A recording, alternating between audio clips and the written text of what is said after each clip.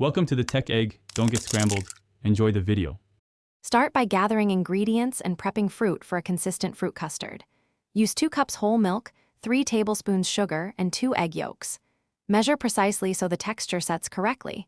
Custard depends on ratios. Prepare 1/2 cup heavy cream and 1 teaspoon vanilla extract and keep them chilled. Choose 500 grams mixed fruit, diced to 1/2 inch pieces so pieces suspend evenly. Peel and core firm fruit. Remove seeds and pit stone fruit. Keep berries whole if small, and pat all fruit dry to avoid watering down the custard.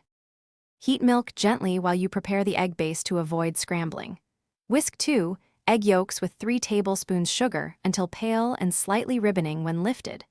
Separate a small ladle of hot milk and always temper yolks by adding 1/2 cup hot milk slowly while whisking to equalize temperature.